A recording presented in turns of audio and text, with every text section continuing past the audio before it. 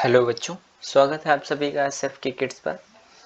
और आज की जो ये वीडियो है, इस वीडियो में हम क्लास 5th यानी कक्षा 5 की जो आपकी हिंदी की बुक है रिमझिम, उसको पढ़ने वाले हैं। और रिमझिम का पाठ 1 हम लोग पढ़ने वाले हैं, जैसा कि आप लोगों को दिख भी रहा होगा। तो रिमझिम का पाठ 1 जो है, उसका टाइटल यानी शीर्षक जिसे कहते हैं वो है राख की रस्सी। तो इस चीज़ को आज हम पढ़ने वाले हैं, इस कहानी को आज हम पढ़ने वाले हैं, ठीक है। और समझने वाले हैं कि इसमें क्या है, ठीक है। चलो शुरू करते हैं। लोनपो गार तिब्बत के 32वें राजा सौनग वसेन गाम्पो के मंत्री थे, ठीक है। वे अपनी चालाकी और हाजिर जवाबी के लिए दूर दूर तक मशहूर थे, ठीक है, यानी दूर दूर तक वायरल थे जिसे कह सकते हैं। कोई उनके सामने टिकता न था। चैन से जिंदगी चल रही थी, मगर जब से उनका बेटा बड़ा हुआ था, उनके लिए चिंता का विषय बना हुआ था, ठीक है। चिंता का विषय बना हुआ था यानी चिंता का कारण बना हुआ था, ठीक है। अच्छा, कारण यह था कि वह बहुत भोला था, ठीक है। इनका जो ये सौनग वसेन गाम्पो के जो मंत्री थे लोनपोगार, ठीक है, इनका बेटा था, तो वो बहुत भोला था, ठीक है। अच्छा, होशियारी उसे छूकर भी नहीं गई थी, ठीक है, यानी उसे होशियारी थोड़ा भी नहीं आती थी। इस लाइन का कहने का मतलब ये है, बिल्कुल नहीं आती थी। लोनपोगार ने सोचा, मेरा बेटा बहुत सीधा साधा है, मेरे बाद इसका काम कैसे चलेगा, ठीक है। हर पिता की चिंता होती है कि अगर मैं नहीं रहा तो मेरे बच्चे का क्या होगा, ठीक है। तो इस तरह से ये भी सोच रहे हैं। एक दिन लोनपोगार ने अपने बेटे को 100 भेड़ें देते हुए कहा, तुम इन्हें लेकर शहर जाओ। 100 भेड़ दी, ठीक है, जिसे सीप कहते हैं अंग्रेजी में, ठीक है। तो 100 भेड़ दी और भेड़ों को देते हुए कहा कि तुम इन्हें शहर लेके जाओ, मगर इन्हें मारना या बेचना नहीं। उन्होंने कहा कि इन्हें ना तो मारना ना ही इन्हें बेचना, इन्हें वापस लाना 100 जौ के बोरों के साथ, ठीक है। यानी 100 भेड़ें लेके जाओ और इन्हें मारना या बेचना नहीं, 100 इनके साथ 100 और जौ के बोरे लेकर के आना, ठीक है, वरना मैं तुम्हें घर में नहीं घुसने दूंगा। इसके बाद उन्होंने बेटे को शहर की तरफ रवाना किया मतलब भेज दिया। अच्छा, लोनपोगार का बेटा शहर पहुंच गया, मगर इतने बोरे जौ खरीदने के लिए उसके पास रुपए ही कहाँ थे, ठीक है, उसके पास रुपए नहीं थे 100 बोरे जौ खरीदने के लिए। वह इस समस्या पर सोचने विचारने के लिए सड़क किनारे बैठ गया, यानी वो सोचने लगा कि आखिर इस समस्या का निदान कैसे किया जाए, और सड़क के किनारे बैठ गया सोचने के लिए, मगर कोई हल उसकी समझ में ही नहीं आ रहा था। वो बहुत दुखी था, ठीक है। तभी एक लड़की उसके सामने आ खड़ी हुई। क्या बात है, तुम इतने दुखी क्यों हो, ठीक है। लड़की जो थी उसने पूछा। लोनपोगार के बेटे ने अपना हाल सुनाया, ठीक है। लड़की ने पूछा, क्या बात है, तुम इतने दुखी क्यों हो। लोनपोगार के बेटे ने अपना हाल बाद में सुनाया। इसमें इतना दुखी होने की कोई बात नहीं है, यानी लड़की ने कहा कि इसमें इतना दुखी होने की कोई बात नहीं है, मैं इसका हल निकाल देती हूँ, ठीक है। इतना कहकर लड़की ने भेड़ों के बाल उतारे और उन्हें बाजार में बेच दिया, ठीक है। ये कह करके जो है लड़की सारे 100 के 100 भेड़ों के जो है बाल उतार ली लड़की ने, उसे बाजार में बेच दिया।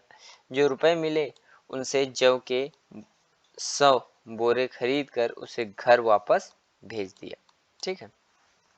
अच्छा, लोनपोगार के बेटे को जो है 100 जौ के बोरे खरीद करके वापस भेज दिया। लोनपोगार के बेटे को लगा कि उसके पिता बहुत खुश होंगे, ठीक है, मगर उसकी आपबीती पर उन्होंने ध्यान नहीं दिया, ठीक है। वे उठकर कमरे से बाहर चले गए, ठीक है। अच्छा, दूसरे दिन उन्होंने अपने बेटे को बुलाकर कहा, पिछली बार भेड़ों के बाल उतार कर बेचना मुझे जरा भी पसंद नहीं आया, ठीक है। उन्होंने कहा, पिछली बार जो तुम जौ के बोरे लेके आए थे भेड़ों के बाल उतार करके, वो मुझे जरा भी पसंद नहीं आया, ठीक है। अब तुम दोबारा उन्हीं भेड़ों को लेकर जाओ, उनके साथ जौ के 100 बोरे लेकर ही लौटना। जिन भेड़ों का बाल उतर चुका था उन्होंने कहा कि उन्हीं भेड़ों को लेकर के फिर वापस जाओ और इस बार फिर 100 जौ के बोरे लेकर आओ। एक बार फिर निराश लोनपोगार का बेटा शहर में उसी जगह जा बैठा जहां वो पिछली बार जाकर के बैठा था। न जाने क्यों उसे यकीन था कि वह लड़की उसकी मदद के लिए जरूर आएगी, ठीक है। और हुआ भी कुछ ऐसा ही। वह लड़की आई, उसने अपनी मुश्किल कह सुनाई, ठीक है। यानी लोनपोगार के बेटे ने अपनी सारी मुश्किल कह सुनाई। अब तो बिना जौ के 100 बोरों के मेरे पिता मुझे घर में नहीं घुसने देंगे। ऐसा लोनपोगार के बेटे ने कहा कि अब तो बिना जौ के 100 बोरों के मेरे पिता मुझे घर में घुसने नहीं देंगे, ठीक है। अच्छा, लड़की सोचकर बोली, एक तरीका है। उसने भेड़ों के सींग काट लिए, उन्हें बेचकर जो रुपए मिले उनसे 100 बोरे जौ खरीदे। बोरे लोनपोगार के बेटे को सौंपकर लड़की ने उसे घर भेज दिया, ठीक है। तो अब इस बार लड़की ने भेड़ों की सींग काट ली, उसे बेच दी और जो मतलब उसी पैसे मिले उसी से 100 जौ के बोरे खरीद करके वापस भेज दिया लोनपोगार के बेटे को। भेड़े और जौ के बोरे पिता के हवाले करते हुए लोनपोगार का बेटा खुश था, उसे खुशी थी, ठीक है। अच्छा, उसने विजयी भाव से सारी कहानी कह सुनाई, यानी बड़ा प्रसन्न था कि मैंने तो बहुत बड़ा रण जीत लिया है। अच्छा, सुनकर लोनपोगार बोले, उस लड़की से कहो कि हमें 9 हाथ लंबी राख की रस्सी बनाकर दे, ठीक है। लोनपोगार ने कहा कि तुम जाकर के उसी लड़की से कहो, जो लड़की तुम्हारी मदद कर रही है, उसी से तुम जाकर के कहो कि वो मुझे 9 हाथ लंबी राख की रस्सी बना करके दे। उनके बेटे ने लड़की के पास जाकर पिता का संदेश दोहरा दिया, ठीक है। अच्छा, लड़की ने एक शर्त रखी, ठीक, मैं रस्सी बना तो दूंगी मगर तुम्हारे पिता को वह गले में पहननी होगी, ठीक है। उसने कहा, मैं रस्सी बना दूंगी राख की, कोई बहुत बड़ी बात नहीं है, लेकिन आपके जो पिता हैं उनको यह रस्सी गले में पहननी होगी। लोनपोगार ने सोचा, ऐसी रस्सी बनाना ही असंभव है, इसलिए लड़की की शर्त मंजूर कर ली, ठीक। अच्छा, अगले दिन लड़की ने 9 हाथ लंबी रस्सी ली, उसे पत्थर के सिल पर रखा, ठीक है। गांव में आज भी सिल होता है, ठीक है। तो उसे पत्थर के सिल पर रखा और जला दिया, ठीक है। रस्सी जल गई मगर रस्सी के आकार की राख बच गई। उसने बहुत बुद्धिमानी लगाई, यानी जो असली रस्सी थी, ठीक है, उस रस्सी को लिया उसने और उसे जो है पत्थर के सिल पर रखा और जला दिया, ठीक है। रस्सी जल गई मगर रस्सी के आकार की राख जो है इसे टेढ़ी मेढ़ी बच गई। उसे वह सिल समेत लोनपोगार के पास ले गई और उसे पहनने के लिए कहा, ठीक है। उसने कहा कि ये जो है राख की रस्सी है, इसे आप पहनिए। लोनपोगार रस्सी देखकर चकित रह गया, ठीक है, हैरान रह गया या चकित रह गया जिसे कह सकते, ठीक है। अच्छा, वे जानते थे कि राख की रस्सी को गले में पहनना तो दूर, उठाना भी मुश्किल है, ठीक है, क्योंकि राख है, वो राख की रस्सी को गले में पहना कैसे जा सकता है, ना तो उसे उठाया जा सकता है, हाथ लगाते ही वह टूट जाएगी। ठीक है, लड़की की समझदारी के सामने उनकी अपनी चालाकी धरी रह गई। ठीक है, लोनपोगार की जो चालाकी थी वो धरी रह गई। बिना वक्त गंवाए लोनपोगार ने अपने बेटे की शादी का प्रस्ताव लड़की के सामने रख दिया।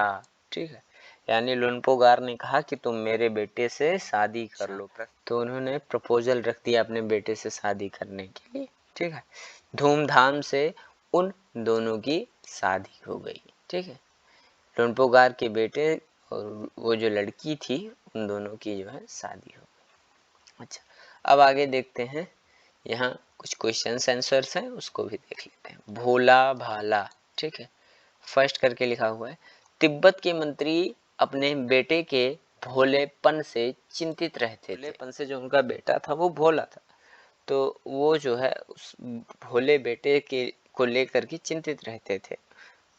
क तुम्हारे विचार से वे किन किन बातों के बारे में सोचकर परेशान होते थे। ठीक है, यानी तुम बताओ कि वो इस कहानी को पढ़ने के बाद तुम खुद निश्चित करके बताओ कि वो किन किन बातों को लेकर के परेशान रहते थे। ख करके लिखा है, तुम तिब्बत के मंत्री की जगह होती तो क्या उपाय करती। ठीक है, यदि तुम तिब्बत के मंत्री की जगह होते तो क्या उपाय करते। ठीक है, तो ये आपकी अपनी प्रतिक्रिया है भाई, आप क्या करते। अच्छा, अगली हेडिंग लिखी है शहर की तरफ, इसको देखते हैं। नंबर 1 है, मंत्री ने अपने बेटे को शहर की तरफ रवाना किया। क मंत्री ने अपने बेटे को शहर क्यों भेजा था। ठीक है, अच्छा, ख उसने अपने बेटे को भेड़ों के साथ शहर में ही क्यों भेजा। ग तुम्हारे घर के बड़े लोग पहले कहाँ रहते थे, घर में पता करो। आस पड़ोस, ठीक है, आस पड़ोस में भी किसी ऐसे व्यक्ति के बारे में पता करो जो किसी दूसरी जगह जाकर बस गया हो, उनसे बातचीत करो और जानने की कोशिश करो कि क्या वे अपने निर्णय से खुश हैं। एक पुरुष, एक महिला और एक बच्चे से बात करो। ये भी पूछो कि उन्होंने वह जगह क्यों छोड़ दी, उन्होंने वह जगह क्यों छोड़ दी। अब ये एक स्टैंजा, एक लाइन दी हुई है, मंत्री ने अपने बेटे को शहर की तरफ रवाना किया। ठीक है, तो अब उसी से क्वेश्चन पूछ लिया है, मंत्री ने अपने बेटे को शहर क्यों भेजा था। ठीक है, उसने अपने बेटे को भेड़ों के साथ शहर में ही क्यों भेजा। ठीक है, अच्छा, और ग करके लिखा हुआ है कि तुम्हारे घर के जो बड़े लोग थे, घर में आप पता करो कि वो पहले कहाँ रहते थे। ठीक है, और आस पड़ोस में भी किसी ऐसे व्यक्ति के बारे में भी पता करो जो किसी दूसरी जगह पर जाकर के बस गया हो, रहने लगा हो। ठीक है, उनसे बातचीत करो और जानने की कोशिश करो कि क्या वे अपने इस निर्णय से, जो उन्होंने निर्णय लिया, फैसला लिया जिसे कह सकते हैं, उससे वे खुश हैं। अगर खुश हैं तो क्यों हैं। एक पुरुष, एक महिला और एक बच्चे से बात करो। यह भी पूछो कि उन्होंने वह जगह, पुरानी जगह जिस पर वो रह रहे थे, उसको उन्होंने क्यों छोड़ा। ठीक है, अगला सेकंड नंबर करके लिखा हुआ है, जौ एक तरह का अनाज है। ठीक है, जिसे कई तरह से इस्तेमाल किया जाता है। इसकी रोटी बनाई जाती है। ठीक है, सत्तू बनाया जाता है और सूखा भून कर भी खाया जाता है। यानी इतने सारे उपयोग में जौ लाया जाता है। जौ एक अनाज है जिसको जो है रोटी बनाई जाती है, जिसकी सत्तू बनाया जाता है, सूखा भी भून करके उसको खाया जाता है। अपने घर में और स्कूल में बातचीत करके कुछ और अनाजों के नाम पता करो। ठीक है, कुछ और अनाजों के नाम आप लोगों को पता करने हैं अपने स्कूल में। जैसे यहाँ गेहूँ लिखा हुआ है और यहाँ जौ लिखा हुआ है। ठीक है, अच्छा, आगे देखते हैं। थर्ड लिखा हुआ है, गेहूं और जौ अनाज होते हैं और ये तीनों शब्द संज्ञा है। ठीक है, संज्ञा आप लोगों ने पढ़ी होगी, संज्ञा तो कॉमन है। गेहूं और जौ अलग अलग किस्म के अनाजों के नाम है, यानी ये दोनों चीजें जो है अलग अलग किस्म के अनाज के नाम हैं। जौ अलग है और गेहूं अलग है, इसलिए ये दोनों व्यक्तिवाचक संज्ञा है। ठीक, और अनाज जातिवाचक संज्ञा है। इस प्रकार रिमझिम जो है व्यक्तिवाचक संज्ञा है और पाठ्य पुस्तक जातिवाचक संज्ञा है। अच्छा, को करके लिखा हुआ है, नीचे दी गई संज्ञाओं का वर्गीकरण इन दो प्रकार की संज्ञाओं में करो।